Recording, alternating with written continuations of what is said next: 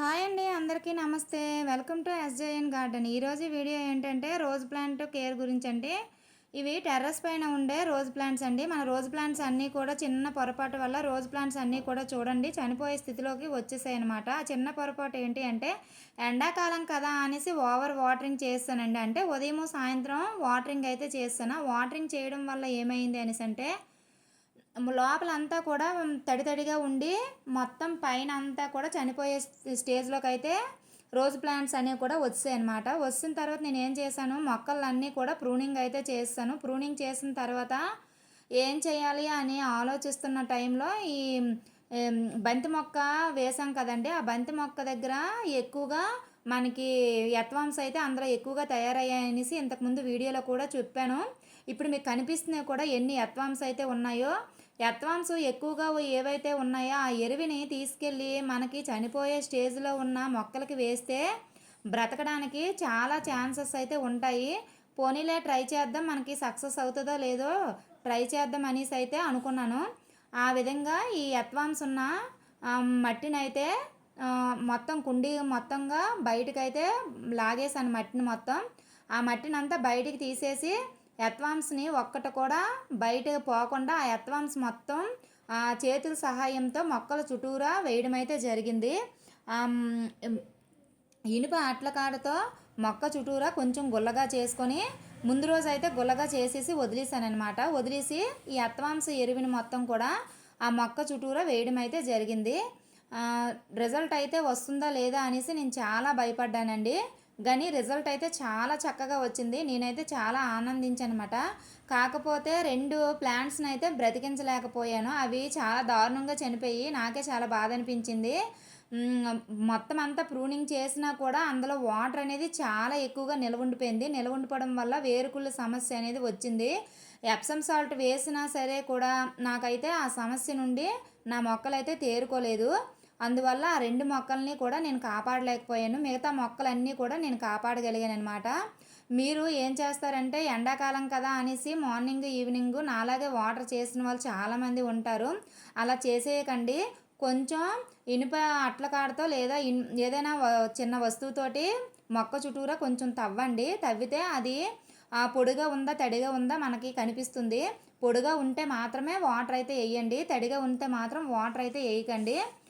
చూసుకొని వాటరింగ్ అయితే చేసుకోండి. ఎందుకంటే నేను లైవ్లో అనుభవించాను కాబట్టి నేను చెప్తున్నాను అనమాట. మీకు కనిపిస్తున్నాయి కదా మొక్కలన్నీ కూడా ఎంత దారుణమైన పరిస్థితులు అయితే ఉన్నాయో. ఇప్పుడు ఏం చేస్తానన్నమాట, మొత్తం అంతా ఎరువు అయితే మొక్కల చుట్టూరే వేస్తాను.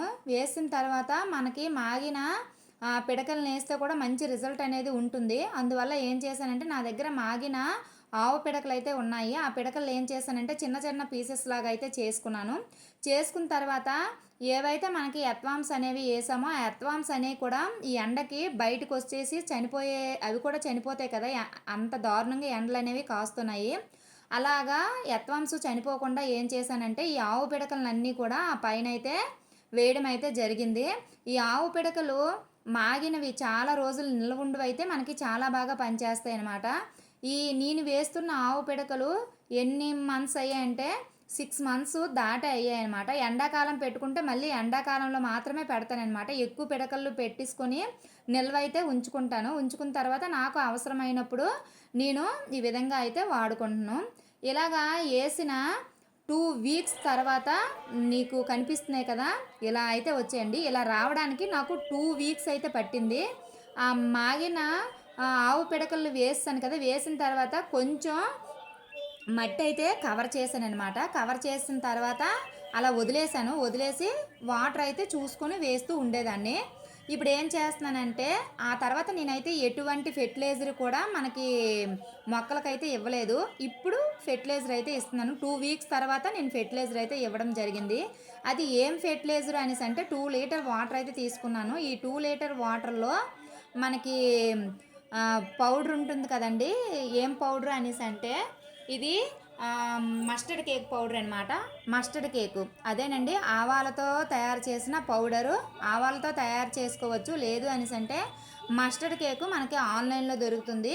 మనకి ఆవాలని నూనె తీసిన తర్వాత చిన్న చెక్కలాగా వస్తుంది కదా, అది పిడికిడైతే తీసుకున్నాను. ఆ తర్వాత ఏం చేస్తున్నానంటే కొబ్బరి పిండి అనమాట. మనకి కొబ్బరి నూనె ఆడించిన తర్వాత లోపల పిప్ అయితే ఉంటుంది కదా, ఆ పిప్పిని ఒక పిడికిడు వేసుకున్నాను. వేసుకుని 2 డేస్ 2 డేస్ అలా పక్కనైతే పెట్టేశాను. పక్కన పెట్టేసిన తర్వాత అలా వదిలేశాను. వదిలేసిన తర్వాత 2 డేస్కి అయితే మంచిగా ఫర్మెంటేషన్ అయితే అయ్యింది. ఇలా మంచిగా ఫర్మెంటేషన్ అయిన తర్వాత మనకి మంచి రిజల్ట్ అయితే ఉంటుందన్నమాట. మస్టర్డ్ కేక్ అనేది పొటాషియం అనేది ఎక్కువగా ఉంటుంది. మనకి ఎన్పీకే వాల్యూస్ అనేవి ఎక్కువగా ఉంటాయి కాబట్టి మనకి పువ్వులు అనేవి కాయడానికి మంచిగా మనకి ఇవి అందుతాయి అన్నమాట. అంటే ఇందులో మంచి పోషకాలు అనేవి ఉంటాయి. ఉండడం వల్ల మనకి ఇప్పుడు మస్టర్డ్ కేక్ కాకుండా ఈ కొబ్బరి పిండి అనేది మనకి ఆవులకి ఎక్కువ బలం రావడానికి ఈ కొబ్బరి పిండి అయితే ఏదైతే ఉందో ఆ పిండిని ఆవులకి దానాగా వేస్తూ ఉంటారనమాట. ఆటలకి ఎంత బలమో మన మొక్కలకు కూడా అంతే బలము. అందువల్ల ఏం చేశాను అనేసి అంటే అదొక పిడికుడు మస్టర్డ్ కేక్ అనేది ఒక పిడికుడు తీసుకొని దాన్ని బాగా ఫర్మెంటేషన్ చేసి మన మొక్కలకైతే ఇవ్వడం అయితే జరిగింది. మనము ఏవైతే మనము అడ్వాన్స్ ఎరువునైతే వేసామో, ఎరువుని వేసిన తర్వాత 2 వీక్స్ తర్వాత మీకు ఫ్లవర్స్ అన్నీ కూడా కనిపిస్తున్నాయి కదా, చూడండి ఎంత చక్కగా ఫ్లవర్స్ అనేవి ఈడాయో. నేనైతే చాలా హ్యాపీగా ఫీల్ అవుతున్నాను. ఇంత బాగా రావడానికి మాత్రము ఆ అడ్వాన్స్ అనేవి నాకు చాలా బాగా ఉపయోగపడ్డాయి. అండ్ ఆవు పిడకలు అయితే చాలా బాగా ఉపయోగపడ్డాయి అనేసి అంటే నేను చాలా ఆనందంగా ఫీల్ అవుతున్నాను అనమాట. మీకు కూడా ఏదో ఒక మొక్క ఇలా జరుగుతూ ఉంటుంది కదా, ఆ ఒక్క మొక్కనైనా మనము బ్రతికించుకోవచ్చు అనే విధంగా మీకైతే చూపించడం అయితే జరిగింది. ఇప్పటి వరకు మీరు పైన మొక్కలైతే చూశారు. ఇవైతే కిందన మా ఇంటికి ఎదురుగా ఇటు సైడు అటు సైడు ఒక సైడు మందారం మొక్కలు, ఒక సైడు రోజెస్ అయితే పెట్టడం అయితే జరిగింది. ఆ రోజెస్కి ఇప్పుడు ఏదైతే ఫెర్టిలైజర్ మనం పైన కలుపుకున్నామో ఆ ఫెర్టిలైజర్ని ఈ మొక్కలకైతే ఇవ్వడం అయితే జరుగుతుందనమాట.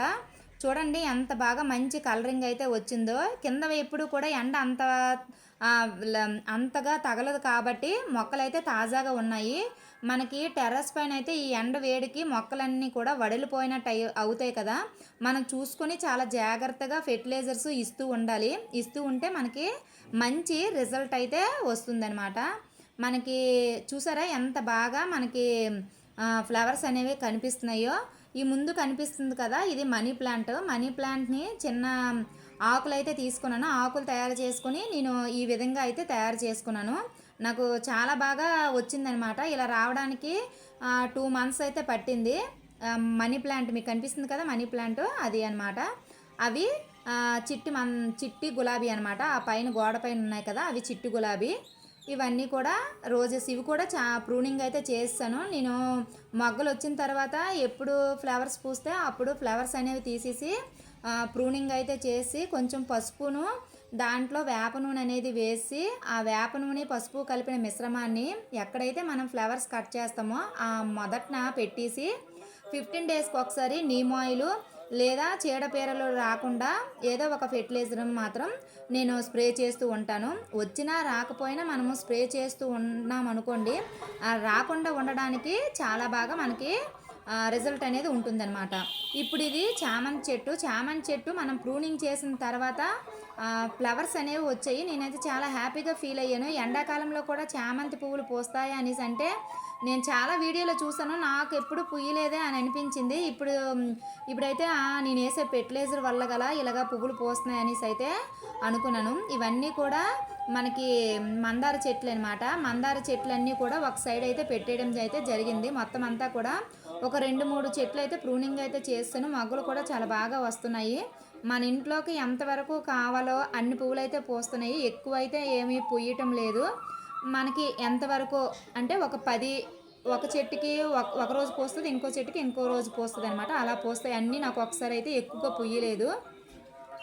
ఏవో ఒక చెట్టుకి 4-5 పూసాయి అనుకోండి, ఒక చెట్టుకి 2 అలా పూస్తాయి అనమాట.